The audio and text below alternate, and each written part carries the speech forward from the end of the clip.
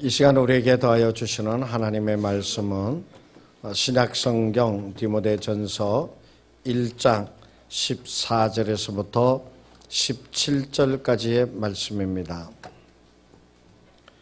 신약성경 338쪽, 신약성경 338쪽, 디모데전서 1장 14절에서 17절까지 받들어 봉독하겠습니다. 우리 주의 은혜가 그리스도 예수 안에 있는 믿음과 사랑과 함께 넘치도록 풍성하였도다. mit보다 모든 사람이 받을 만한 이 말이여, 그리스도 예수께서 죄인을 구원하시려고 세상에 임하셨다 하였도다. 죄인 중에 내가 괴순이라. 그러나 내가 긍휼을 입은 까닭은 예수 그리스도께서 내게 먼저 일체 오래 참으심을 보이사 후에 주를 믿어 영생 얻는 자들에게 본이 되게 하려 하심이라. 영원하신 왕 곧 썩지 아니하고 보이지 아니하고 홀로 하나이신 하나님께 존귀와 영광이 영원 무궁하도록 있을지어다. 아멘. 길다면 길고 짧다면 짧다고 얘기할 수 있는 저의 목회의 지난 여정들을 살펴보면 모든 것이 하나님의 은혜 가운데 오늘까지 이르게 되어진 것을 깨닫게 되어지고 감격함과 또 감사함이 넘치게 되어지는 것을 보게 됩니다. 제가 올해 단독 목회, 담임 목사 단독 목회를 한 지가 30년째 되는 해이기도 하고요. 그리고 교육 전도사나 전임 전도사, 부목사 생활까지 하고 하면은 근 40년에 가까운 목회 생활을 하는데 그 모든 순간순간을 살펴보니까 다 하나님의 은혜였더라라고 하는 것이에요. 그야말로 때때로 눈물을 흘려야 할 때가 있었고 때때로는 차가운 마룻바닥에 엎드려야만 하였을 때가 있고 때로는 답답한 마음에 가슴을 치기도 하는 그러한 때도 있었지만은 그 모든 것을 넘어가게 하시고 그 모든 것 가운데 주님이 함께하여 주심으로 오늘에 있게 되어졌다라고 하는 것이에요. 전에도 제가 한두 번 말씀을 드렸습니다만은 저는 신학대학을 졸업하는 신대원 3학년 때 졸업할 시기가 다 됐음에도 불구하고 임지가 없어서 안절부절하던 그러한 시기가 있었습니다. 다른 친구들은 전부 다 전임 자리를 얻어서 사역을 향해서 다 졸업하기 전에 다 되어지는데 저는 졸업하기 며칠을 앞두고서도 그 전임 자리가 나오지 않아가지고 그렇게 되어지니까 마음이 불안하고 그냥 이렇게 시원한 게 없잖아요. 그때 정말 저희 아내하고 심하게 아주 자주 다투었던 기억이 납니다. 신경이 곤두서게 되어지니까 집사람하고 말다툼할 사람이 누가 따로 있나요? 집사람하고 그냥 오고 가는 말 속에서 상처 주는 얘기들도 많이 하게 되어진 것이 기억이 납니다. 그러다가 하나님의 은혜로 정말 그 한 60명 되는 그 우리 친구들, 동기들 가운데 한 3명 빼놓고는 다 됐는데 그 3명 중에 1명이 저였어요. 근데 다행히 은혜 중에 전임 자리로 가게 되어졌고 거기에서 안수를 받게 되어지고 안수받은 해에 강원도 산골 서원교회에 제가 33살에 부임을 해 갔더랬습니다. 근데 그곳에서의 생활도 이렇게 살펴보면은 참 힘들고 어려웠던 일들이 많이 있었지요. 그렇지만 그 모든 것이 다 하나님의 은혜였어요. 저희 아내가 아는 얘기가 있습니다. 새벽 기도를 인도하려고 그러면 강원도 얼마나 춥습니까? 새벽 기도 인도하려고 그러면 5시인데 저는 4시에 일어나가지고 차임을 딱 올려놓고 차를 새벽 기도 차량 운행 제가 합니다. 그래 갔다 오면은 한 5시 10분 전쯤 돼요. 그러면 그때 새벽 기도 인도하는데 아내는 그 시간에 일어나가지고 그때는 석유 난로가 없었어요. 이렇게 나무 때는 이렇게 원통 드럼통 같은 거에다가 구멍 뚫어서 난로를 만들어서 그렇게 하는데 그 나무 불 붙이는 게 그렇게 쉬운 게 아니거든요. 종이로 해가지고 하는데 잘 안 붙고 하니까는 어떤 권사님인가가 이게 소나무 광솔이 있죠. 그걸 잔뜩 모으셔서 사모님 이거로 하면은 빨리 됩니다 해가지고 그래서 아침마다 토끼 잡았어요. 여우 잡고 그랬어요. 왜냐하면 나무로 불을 붙이는데 이게 얼마나 안 타는지 그 요만한 교육관에서 새벽기도 하는데 그 새벽기도 하는데 그게 연기가 꽉 차는 거예요. 그러면 또 문 다 열어가지고 그거 환기시키고 한 번은 그런 적이 있었어요. 제가 새벽기도로 가려고 이제 잠을 자는데 그때에 이렇게 전화벨로 그거 모닝콜을 해주는 그게 있었어요. 그래서 전화가 따라랑 오길래 저는 새벽기도 나가야 될 모양이다 하고서는 전화를 딱 받지도 않고 그냥 박 들었다가 놓고서는 나가서 새벽기도 차량 운행한다고 딱 나가는데 동네가 환한 거예요. 오늘 동네 무슨 일이 있나가 보다 하고 딱 갔어요. 가가지고 권사님이 제일 첫 번째 타는데 아무리 기다려도 권사님이 안 나오는 거예요. 그러더니 한참 있다가 권사님이 나오시더니 하시는 말, 목사님 이 밤에 웬일이세요? 그러는 거예요. 알고 봤더니 저희 아내가 밤 12시, 11시 반인가 됐는데 내가 일어나더니 차를 가지고 휙 나가니까 이거 운행하는가 보다 하고서 그 권사님한테 전화해서 지금 목사님 갔으니까 빨리 돌려보내라고. 그래 전화했더니 권사님하고 목사님 이 밤에 웬일이세요? 새벽기도 안 가? 내가 그랬더니 지금 11시 반밖에 안 됐는데요.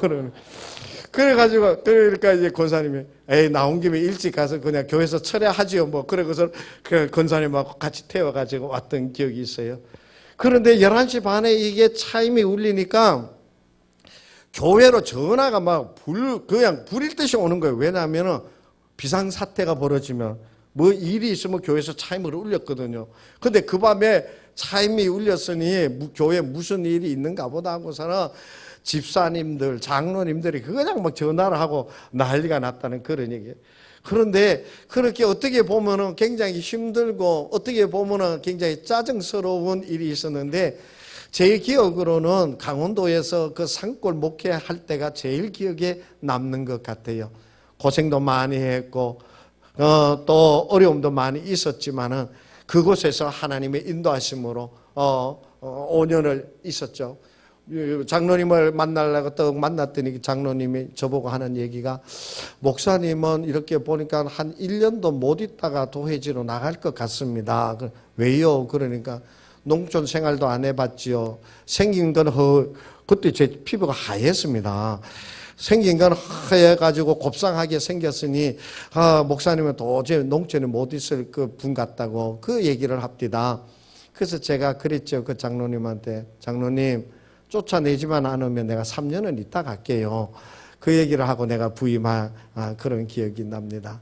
그리고 또 거기에서 목회로 5년인가 했어요. 그랬더니 또 하나님께서 부천 일신교회 한 400명 모이는 교회로 제가 그야말로 픽업되다시피 해서 가게 되어졌어요. 나중에 알고 보니까 그 교회 장로님들이 제 뒷조사를 다 했더구만요.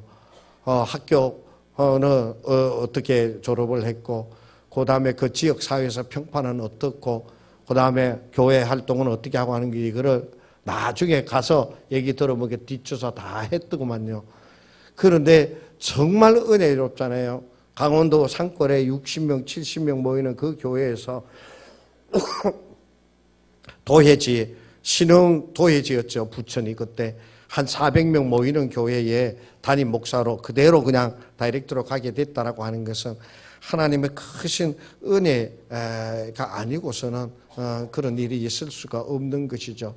뭐 잘난 것도 없고 이 얘기 오늘만 할게요. 저는 공부를 별로 안 좋아했어요.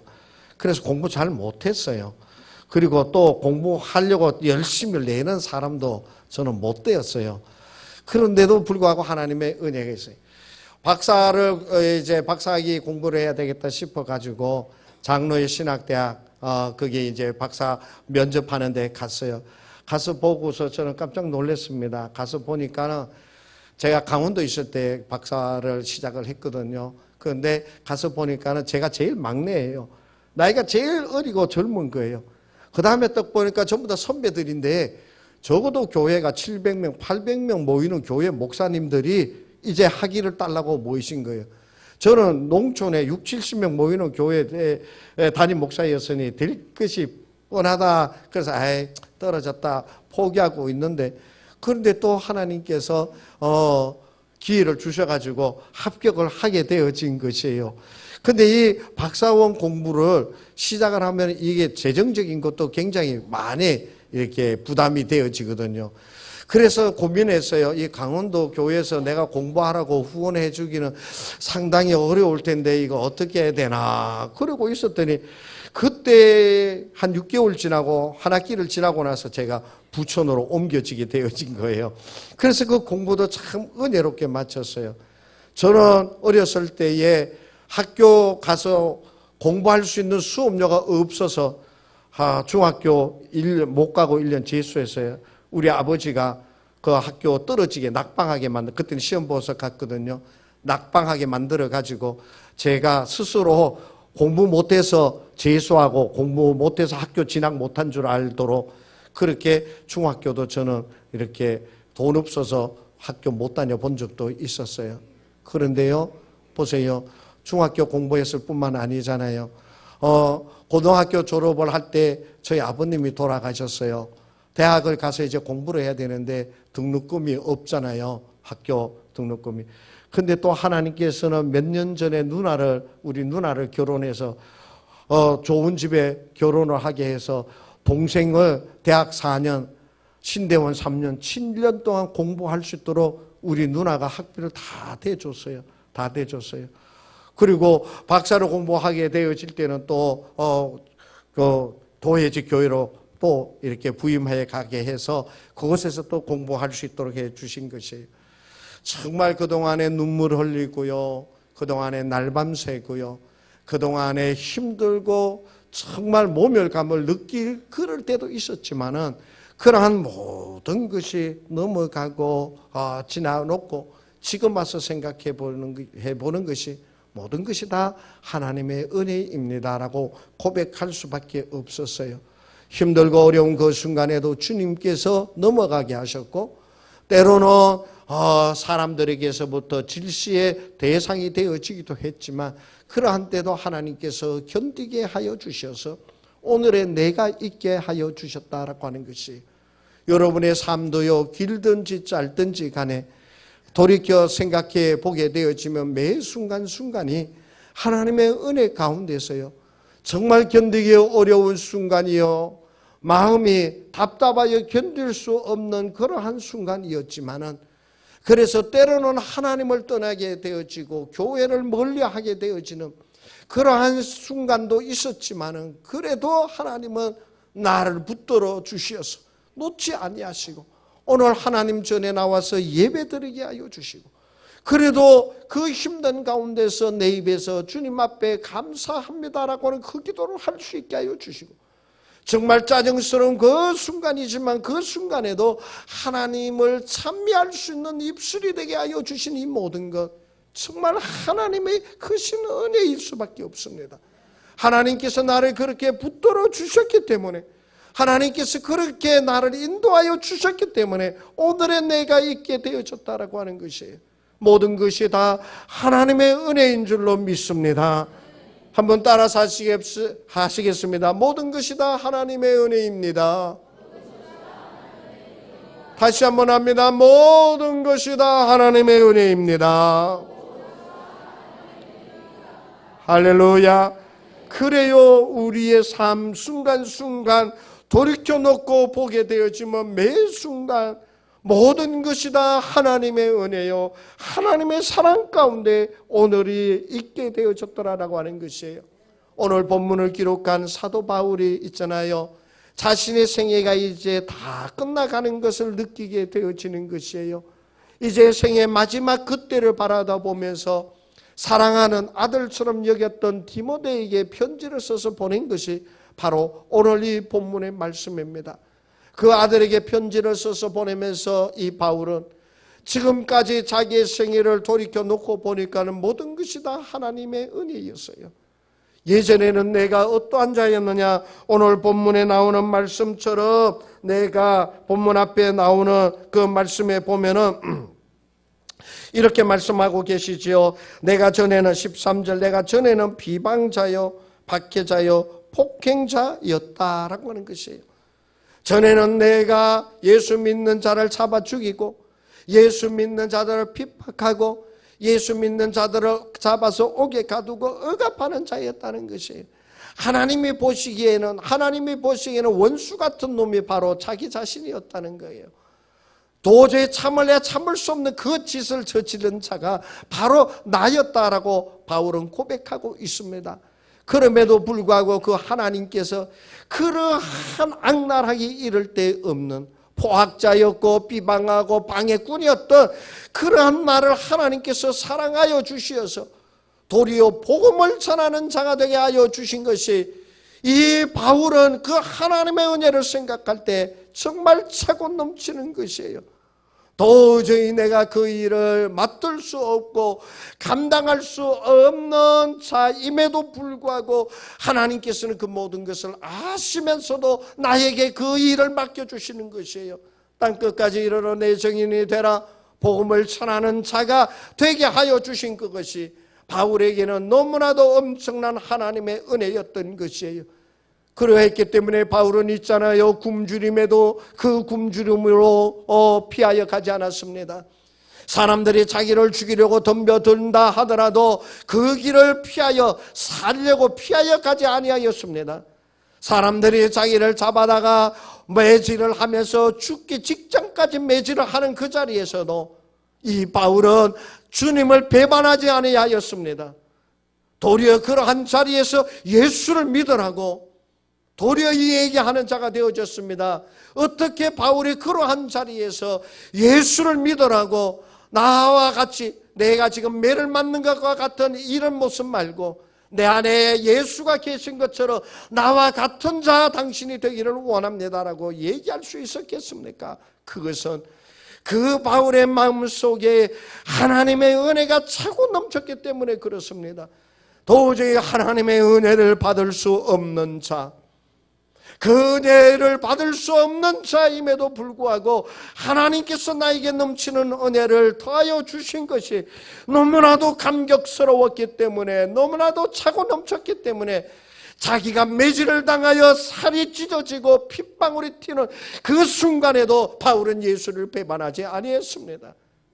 내가 죽기를 다짐한다라고 하면서 자기에게 맡겨주신 그 직분을 감당하며 나아간 것이 바로 바울이었더라라고 하는 것이에요. 사랑하는 성도 여러분, 하나님께서 여러분을 붙들어 주시고 오늘에 있게 하여 주실 그 크신 하나님의 은혜를 정말로 뼈저리게 느끼게 되어지는, 정말 살점 하나하나에 이르기까지 하나님의 그 크신 은혜를 깨닫고 누리게 되어지는 여러분 되어지시기를 간절히 원합니다. 우리가 배우면 얼마나 배웠습니까? 내가 가졌으면 얼마나 가졌습니까? 가난하기 이럴 데 없고 무지하기 이럴 데 없는 자이잖아요. 자기 성질을 한번 돌이켜보세요. 얼마나 외골수적인 데가 많은지. 내 성격, 때로는 내가 알지 못하지만 이 성격 때문에 사람들에게 상처를 주게 되어지고 실망되게 만들 일이 어디 한두 번이었습니까? 그럼에도 불구하고 사람들에게 인정받지 못하는 그러한 자리, 그러한 모습의 나였지만 그럼에도 불구하고 내가 사람들과 함께 지낼 수 있게 하여 주시고 사랑을 나눌 수 있게 하여 주시고 그 가운데서 기쁨을 누릴 수 있게 하여 주시는 모든 것이 다 하나님의 은혜의 손길이었더라라고 하는 것이에요. 우리들의 원수가 어떻게 우리를 대면합니까?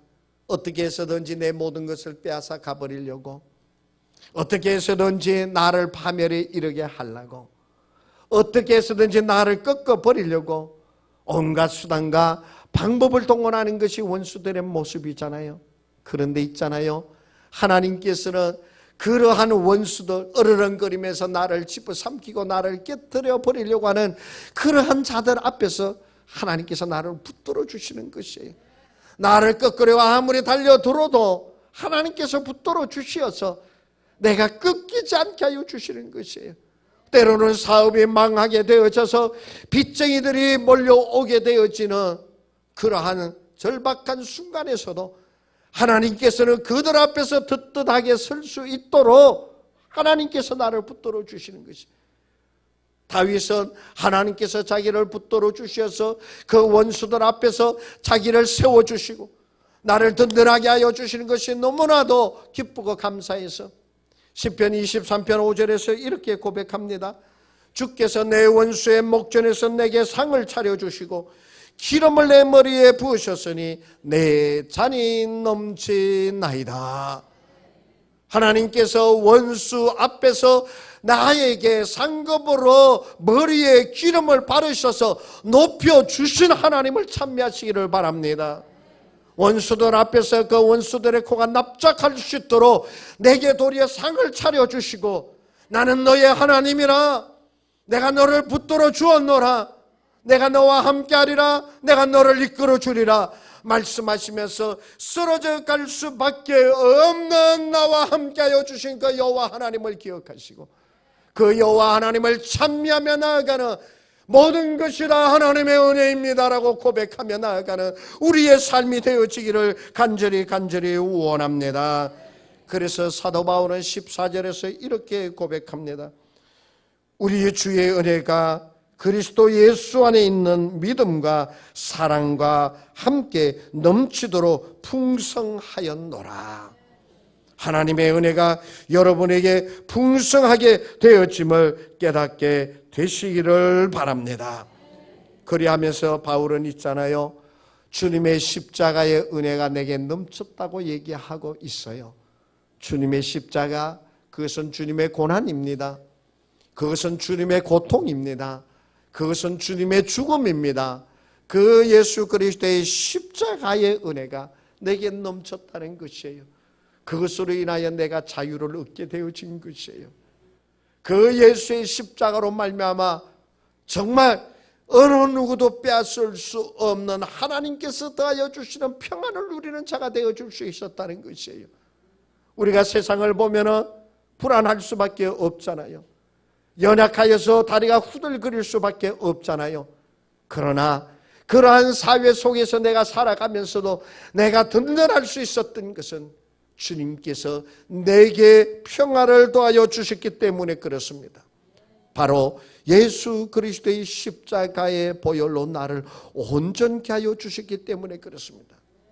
나 같은 죄인 살리시 주의 놀라와 잃었던 생명 찾았고 광명을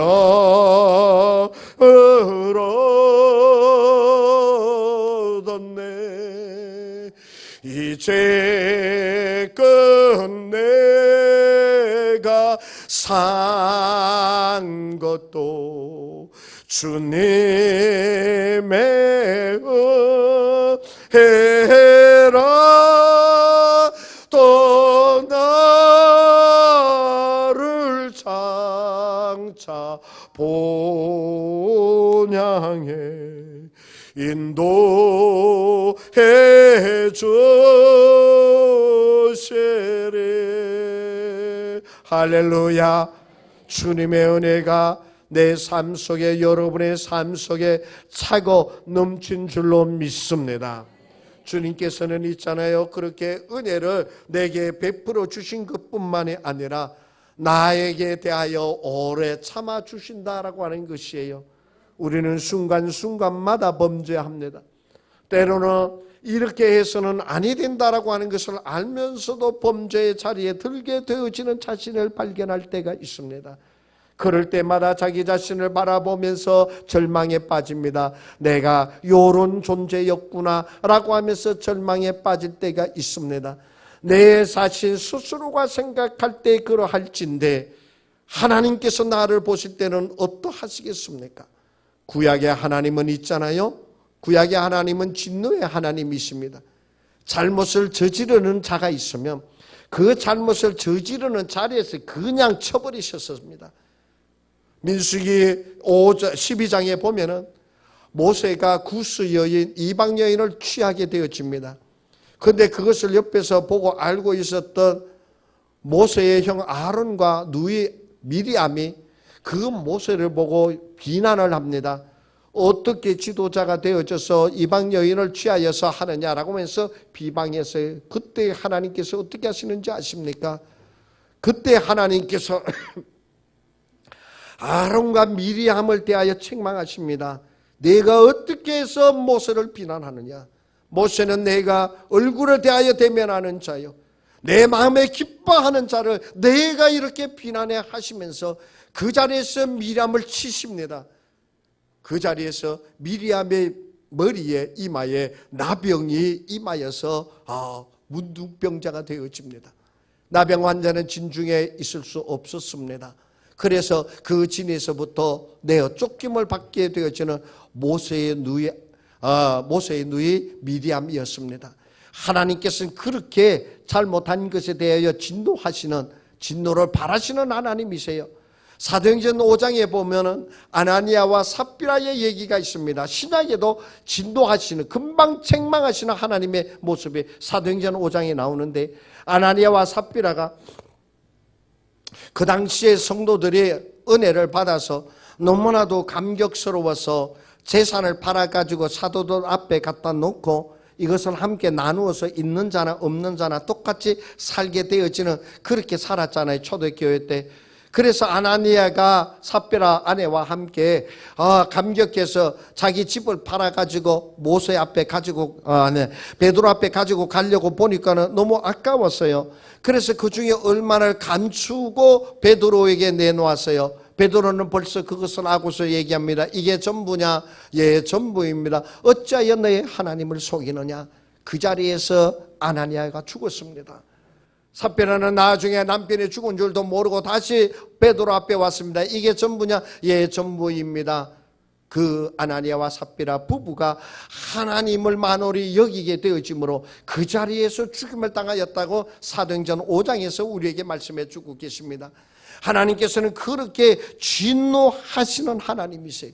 그렇게 책망하시는 하나님이세요.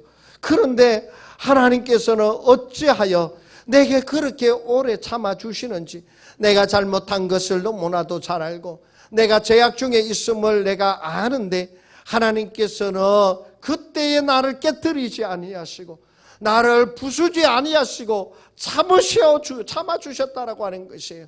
오늘 성경 16절의 말씀에 보면 바울은 하나님께서 자기를 그렇게 참아주신 것에 대하여 고백합니다. 내게 먼저 일체 오래 참으심을 보이사 후에 주를 믿어 영생 얻는 자들에게 본이 되게 하려 하심이라. 하나님께서 내게 그렇게 오래 참으셨다라고 하는 것이에요. 그런데 그 오래 참으신 이유는 내가 하나님의 역사를 이루어가는 것을 사람들에게 드러내어 나타 보이게 하시기 위하여, 그들에게 본이 되게 하시기 위하여 오늘 내게 참아주셨다라고 하는 것이에요. 하나님께서는 잘못을 저지르고 하나님의 나라에 역행하며 하나님의 말씀을 만홀히 여기는 자에게 하나님께서는 진노하시고 그 벌을 내리시고 채찍을 들어 치시는 하나님이십니다. 그러나 하나님께서 오늘 내게 잠잠하신 것은 하나님께서 모르기 때문이 아닙니다. 하나님께서 나를 외면하고 계시기 때문에 아닙니다. 하나님께서 알지 못해서가 아니에요. 하나님은 나의 모든 것을 다 알고 계시는 하나님이십니다. 내가 잘못되어지고 내가 어긋나고 내가 악한 자이고 내가 범죄한 자이라고 하는 것을 하나님은 다 알고 계십니다. 그럼에도 참고 계시는 것이에요. 왜요? 나로 하여금 주님의 일을 온전히 이루어갈 수 있는 자가 되어져서 본이 될 수 있도록 하시기 위하여 하나님께서는 참아주시는 것이에요. 이것이 바로 넘치는 하나님의 은혜입니다. 하나님께서 참아주시는 그 은혜, 하나님께서 기다려주시는 그 은혜, 깨어지고 정말 부수어져서 사라져버려야 될 존재임에도 불구하고 하나님께서 참아주시는 그 은혜, 하나님께서는요 우리가 주님의 역사를 이루어 가기를 원하고 계십니다. 우리가 우리의 잘못을 깨닫고 돌이키며 본이 되어서 주님의 역사를 이 땅에서 이루어가는 자가 되기를 주님은 원하고 계시더라라고 하는 사실이에요. 그렇기 때문에 사랑하는 성도 여러분, 우리들은 하나님의 은혜, 이 모든 것이 하나님의 은혜입니다. 오늘 내게 하나님께서 참아주시는 것은 나로 하여금 맡겨주신 일을 잘 감당하며 나아갈 수 있도록 하시기 위하여 참아주심이라고 하는 것을 아시고요, 범사에 감사하면서 늘 하나님의 은혜에 기뻐하면서 늘 하나님을 찬미하면서 주님의 은혜가 내게 촉하도다, 주님의 은혜가 내게 차고 넘칩니다, 모든 것이 주님의 은혜입니다, 모든 것이 주님의 사랑입니다 고백하면서 나아가는 우리의 삶이 되어지기를 간절히 원합니다. 주님의 손길, 그 은혜 가운데 거하시는 여러분 되시기를 축복합니다. 한번 따라서 합시다. 모든 것이 다 하나님의 은혜입니다. 다시 한번, 모든 것이 다 하나님의 은혜입니다.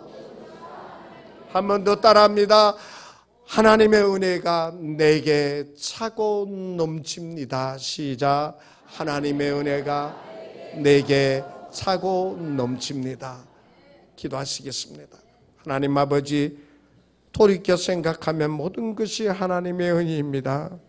우리가 무엇이간데 이러한 은혜를 베풀어 주시고, 우리가 무엇이간데 이렇게 붙들어 주시고, 우리가 무엇이간데 이렇게 참아 주시는지요.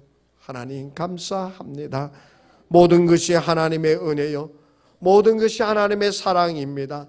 이제 우리의 삶 속에 주님이 함께하여 주심을 누리며 모든 것이 하나님의 은혜요, 모든 것이 하나님의 사랑입니다라고 고백하며 그 사랑과 은혜를 증거하며 드러내며 살아가는 우리가 되게 하여 주시옵소서.